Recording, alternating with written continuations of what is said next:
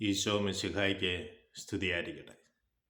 ഈശോ മിശിഹായിൽ സ്നേഹിക്കപ്പെടുന്നവരെ, ദൈവത്തിൻ്റെ അനന്തമായ സ്നേഹവും കൃപയും സൗഖ്യവും നമ്മുടെ ജീവിതത്തിൽ വന്ന് നിറയട്ടെ എന്ന് പ്രാർത്ഥിക്കുന്നു. ജെറമ്യാ പ്രവാചകൻ്റെ പുസ്തകത്തിലൂടെ 8-ാം അധ്യായം 4 മുതലുള്ള തിരുവചന ഭാഗങ്ങൾ വായിക്കുമ്പോൾ നമ്മൾ കാണുകയാണ്. അവിടുന്ന് പ്രവാചകനോട് പറയുന്നു, നീ പോയി അവരോട് പറയണം, കർത്താവ് അരുളി ചെയ്യുന്നു, വീണവൻ എഴുന്നേൽക്കുകയില്ലേ, തിരിഞ്ഞു പോയവൻ തിരിച്ചു വരികയില്ലേ.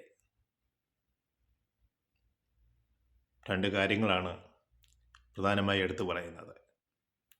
വീണവൻ എഴുന്നേൽക്കുകയില്ലേ, തിരിഞ്ഞു പോയവൻ തിരിച്ചു വരികയില്ലേ. ഏതെല്ലാം മേഖലകളിൽ നമുക്ക് വീഴ്ച പറ്റിയിട്ടുണ്ടാകാം, നാം പിരിഞ്ഞു പോയിട്ടുണ്ടാകാം.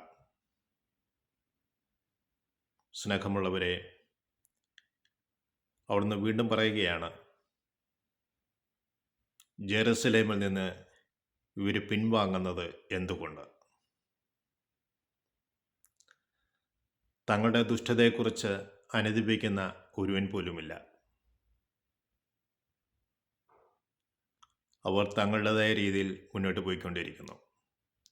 യുദ്ധത്തിൽ പങ്കെടുക്കുന്ന കുതിരകളെപ്പോലെ സ്വമേധ അവരുടെ മാർഗങ്ങൾ അവർ തിരഞ്ഞെടുത്ത് മുന്നോട്ട് പോയിക്കൊണ്ടിരിക്കുന്നു.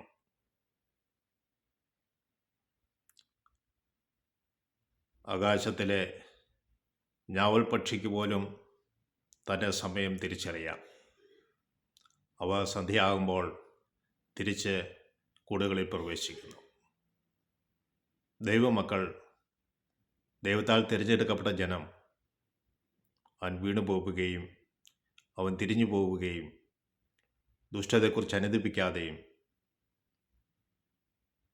സ്വന്തം മാർഗം അന്വേഷിച്ച് മുന്നോട്ട് പോവുകയും ചെയ്യുമ്പോൾ അവരുടെ മേൽ വരാനിരിക്കുന്ന വിപത്ത് വളരെ വലുതാണ് എന്ന് നാം തിരിച്ചറിയണം. അഭിപ്രായ വ്യത്യാസത്തിൻ്റെ പേരിൽ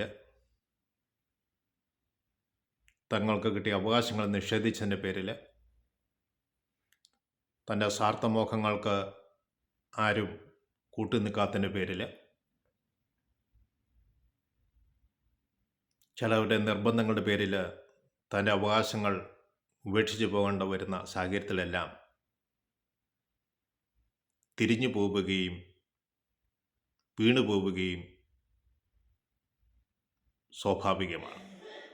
എന്നാൽ നിന്നെ കരുതുന്ന, നിന്നെ പരിപാലിക്കുന്ന ഒരു ദൈവമുണ്ട്. അവൻ നിന്നെ ഒരിക്കലും മാറ്റി നിർത്തുകയോ പിരിച്ചുവിടുകയോ തിരിഞ്ഞു നോക്കാതിരിക്കുകയോ ചെയ്യുന്നില്ല. അവിടുന്ന് എപ്പോഴും നിന്റെ മേലൊരു ശ്രദ്ധയുണ്ട്.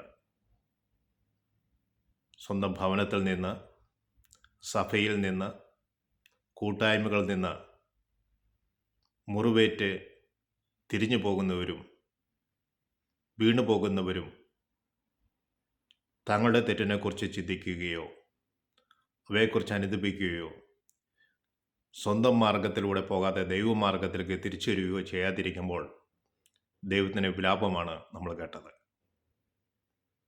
ഇത് അക്കാലത്ത് പറഞ്ഞു വെച്ചുവെങ്കിൽ എൻ്റെ ജീവിതത്തിലേക്ക് ഒന്ന് തിരിഞ്ഞു നോക്കണം. ദൈവത്തിൻ്റെ ആഴപ്പെട്ട സ്നേഹത്തിലേക്ക് എനിക്ക് ഇപ്പോൾ തിരിച്ചു വരുവാൻ സാധിക്കുന്നുണ്ടോ? ഒരിക്കൽ ദൈവത്തിൻ്റെ പ്രകാശം പൂർണ്ണമായി ആസ്വദിച്ചവരാണ്, അനുഭവിച്ചവരാണ്, ജീവിതത്തിൽ കണ്ടുമുട്ടിയവരാണ്. പ്രതിസന്ധി ഘട്ടങ്ങളിലും സാഹചര്യം വിപരീതമാണെങ്കിലും ദൈവികമായ സ്നേഹത്തിൽ നകലാതെ ദൈവത്തോട് ചേർന്ന് പോകുവാൻ നമ്മൾ ശ്രദ്ധിക്കുക. ദൈവം നമുക്ക് നൽകിയ ബന്ധങ്ങളെ ഊട്ടി ഉറപ്പിക്കുക. നമ്മളെ സ്നേഹിക്കുന്ന, വഴി നടത്തുന്ന ദൈവം എപ്പോഴും നമ്മുടെ കൂടെയുണ്ട്. നമ്മളെ തിരിച്ചു വരാൻ ആഗ്രഹിക്കുന്ന ഒരു ദൈവമാണ്. നമ്മുടെ ജീവിതത്തിൽ തെറ്റുകൾ പറ്റിയിട്ടുണ്ടെങ്കിൽ സ്വന്തം ദുഷ്ടതയെക്കുറിച്ച് അനുദപിച്ച് ദൈവസന്നിധിയിലേക്ക് നമുക്ക് തിരിച്ചു വരാം.